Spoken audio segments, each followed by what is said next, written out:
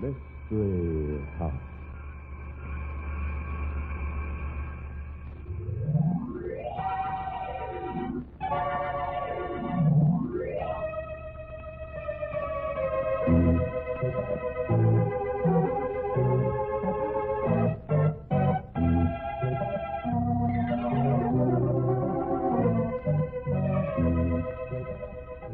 Mystery House.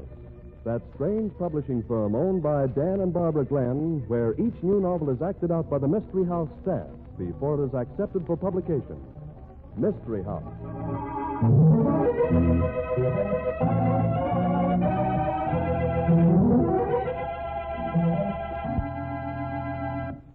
Hey, Barbie, I like tonight's story. These mystery writers certainly get around, don't they? Well, what do you mean, Dan? Well, you know, one week we act out a manuscript about a circus sideshow, then a western rodeo story, and then something up in the North Woods. And tonight, a story that takes place in a busy factory. Now, that's variety for you. It certainly is, Mr. Glenn. Why, there's even variety in the commercial announcements. I bet you never heard one exactly like this before. Listen.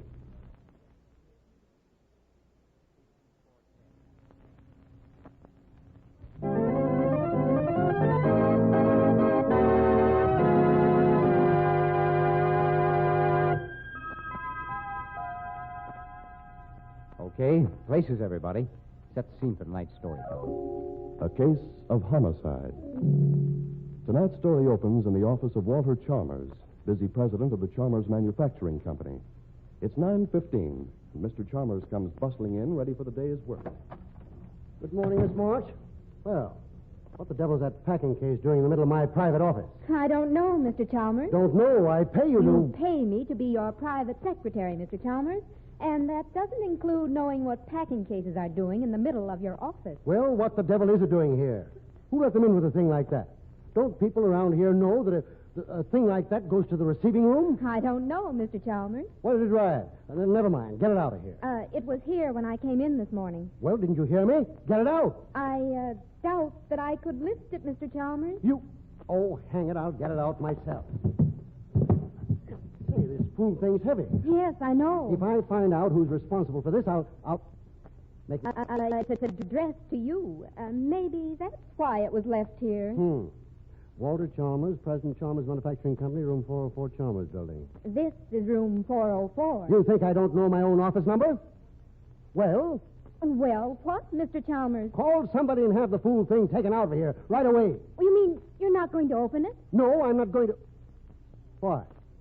Why should I open it? Well, if anyone sent me anything that large and that heavy, I'd want to see what it was. You think maybe it's a present for me? I haven't the faintest idea what it is. Is there a hammer around here? What? A hammer. Oh. We run a factory, don't we? There ought to be a simple tool like a hammer somewhere around this place. Oh, there's one in the cabinet in the reception room. I'll go get it for you.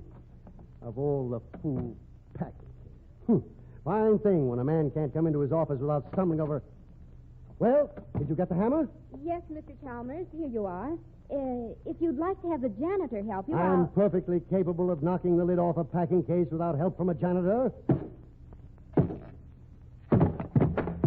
There. Why, it seems to be all wrapped up in papers. I wonder what the devil it could be. Well, we'll see. Miss March. Why, it's a human body. Yes. Not only is it a human body, but a very special body. Oh, what do you mean? You mean you don't know who it is? No. Do you? It's Jeffrey Warren. The head of the Warren Manufacturing Company? Yes. The head of the Warren Manufacturing Company. Our bitterest rivals. Why, I've feuded with Jeff Warren for 10 years. The newspapers have spread our fight all over the... Great Scott, Miss March. He's been murdered, hasn't he? I don't know. Well, those bullet holes in his stomach don't look like he died of old age. It's a frame-up. Somebody who knows the enmity between us. That doesn't eliminate many people. Somebody else who hated Warren killed him. And I've been picked as the goat. Hey, there's a note in with him. A note addressed to you. Here, let me see it. You've no right to... Mr. Chalmers, I'm not your secretary at the moment. I think it's much better if I see the note before you do. Well, maybe you're right. Dear Chalmers, this is all for you.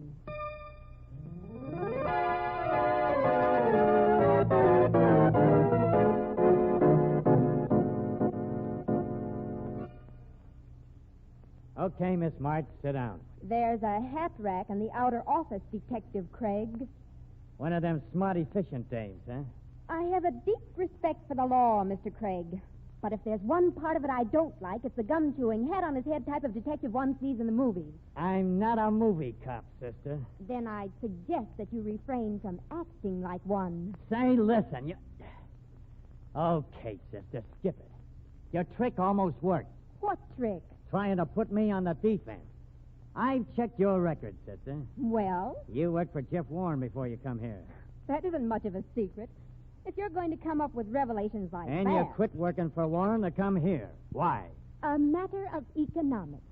$60 a week is 15 better than 45. 45, 60. Yeah. But you're sure you quit Warren, huh? Well, what do you mean? I mean, you're sure you wasn't still drawing dough from Warren for tipping him off what was going on in Chalmers' place? It's been done before. How dare you even suggest such a thing? I'm no spy. Why, I haven't even spoken to Jeffrey Warren since Oh, so you wasn't speaking to him, huh? Had a fight with him, did you? No, I didn't have any fight with him. It was just, well, he seemed to think it was unreasonable and unfair for me to leave. I didn't think so. If anyone was mad, it was Mr. Warren. Oh, he threatened you, huh? Oh, you're impossible. No, he didn't threaten me. You kind of got yourself tripped up, baby. Why? You told Chalmers you didn't know who was in that packing case. Well, didn't you? Well, yes. I was afraid that if Mr. Chalmers knew I'd ever worked for the Warren organization, he'd fire me. You mean you got on here without Chalmers knowing you were his enemy's secretary? Yes, of course, that's what I mean. Why, Mrs. Warren, were you... Hello, Rosalie. Just been viewing the remains. Just a minute. I don't know who This is Mrs. Warren. Betty, this is Detective Craig. How nice. Any clues, Detective? Listen, Mrs. Warren. You act awful cool for a woman whose husband's just been murdered. Do I? You tell him, Rosalie. Mrs. Warren and her husband hadn't lived together for some time, Mr. Craig. Oh. Betty wanted a divorce, and Mr. Warren wouldn't give it to her. Is that so? You know anything about packing cases, Mrs. Warren? What are you driving at? That you got a first-class motive for killing the guy. You're quite mistaken, officer. He provided for me very handsomely. I had no complaints on that score. But you wanted a divorce. What of it?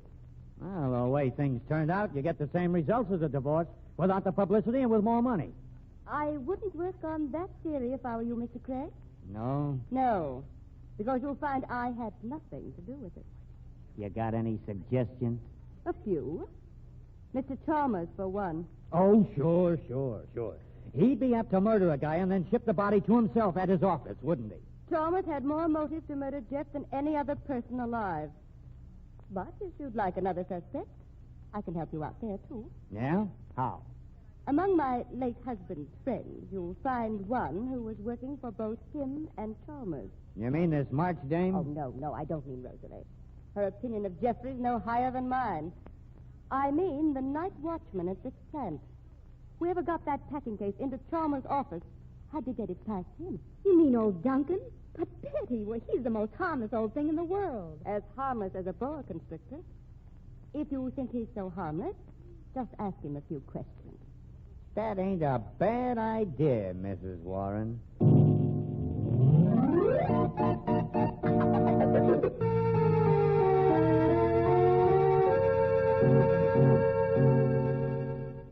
Yeah, I was mighty shocked when I heard about it, Mr. Craig. See, I was mighty shocked. Hey, Mrs. Warren, she said you were a friend of her husband. Yeah, I always liked Jeff Warren. Mighty fine. Say, mighty fine. Good thing I didn't know that, Duncan. Oh, never interfered with my work none, did it? I say it never interfered with my work. I'm not so sure of that.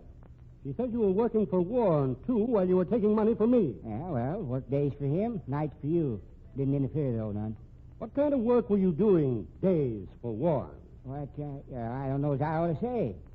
Not with her here. See, I don't know as I ought to. You better. Well, of course, if you put it that way, I was watching her. You were what? Watching Mrs. Warren. Old Jeff had an idea that she was plotting to kill him to get his money. I say, she's plotting to kill him. That's a lie. You were tipping him off to everything Chalmers did. Mm-hmm. Kind of hard working as a night watchman. Didn't know myself what Chalmers was doing. I say, I didn't know myself. Look here. You're on the spot, fella. That packing case had to come by you to get up here. Unless it come in the daytime. Yeah, I can see anybody lugging it in here in the daytime. You better start talking, mister. Okay, what about? Well, I'll tell you anything I can. I aim to oblige. I always aim to oblige. Yeah. You can oblige me by telling me just one thing. Who brought that packing case in here? Couldn't tell you. I suppose you didn't see a thing, huh? Not a thing. You're lying. Or else you brought it in yourself. Oh, now, that's kind of strong accusing, mister. I ain't lying. I didn't see anybody bring it in. Now, listen, it had to get past you. And if you were on the job, you had to see it. Now, you take your choice. Either you tell who you saw lug that thing in here, or admit that you did it yourself. Well, I don't like the choice you're giving me, mister. Looks to me like there's been some trickery. Some skullduggery. I say skullduggery. Certainly has been some skullduggery. Duggery, yeah. Put that man under arrest, Craig. Well, I wouldn't be too fast about that if I was you, Mr. Chalmers. You might live to regret it. Why, you old go...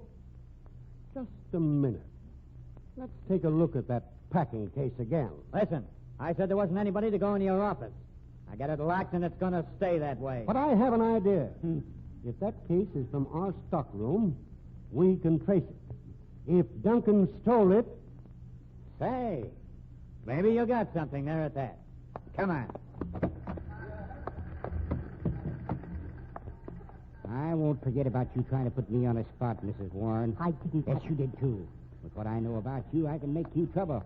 See, I can make you trouble. Listen, if you're in trouble, it's your own fault. You nosy old goat spying on me. Where's the key to my office, Craig? If it isn't asking too much, I'll unlock the door. I'll unlock it, Mr. Chalmers.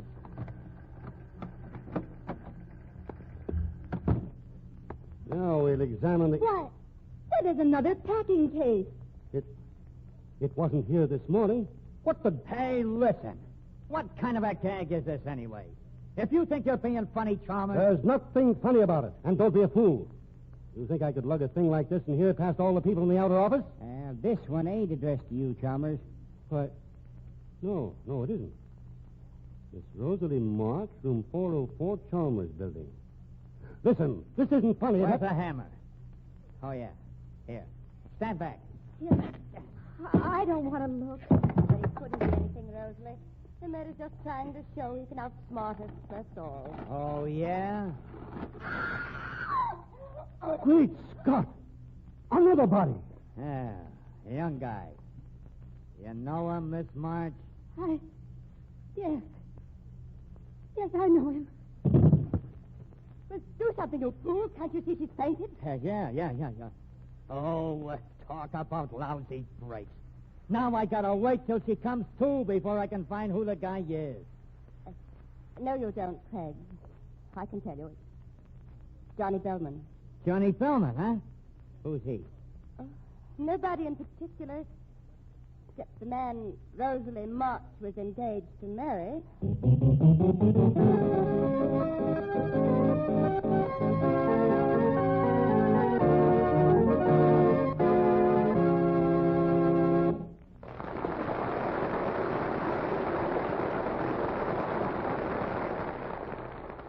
Who killed Johnny Bellman and Jeffrey Warren?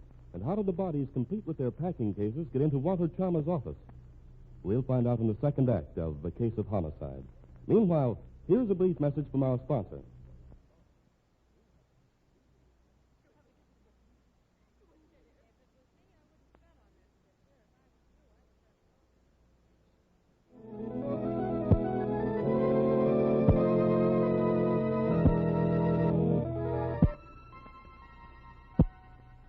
And now, Act 2 of The Case of Homicide. The scene is Walter Chalmers' office in the Chalmers Manufacturing Company. Dan Craig has taken it over as headquarters for the murder investigations, and he's talking to Mrs. Warren as old Duncan sits nearby. Now come down off your high horse, Mrs. Warren. I know your kind. You can't talk to me like that, like a common ordinary... I don't need to explain what you are, Mrs. Warren. I've been talking to Duncan, and he told me you were sweet on this Johnny Bellman. You're a charming old fellow, Duncan. Yeah, well, names won't hurt me, Miss Warren. I was doing a job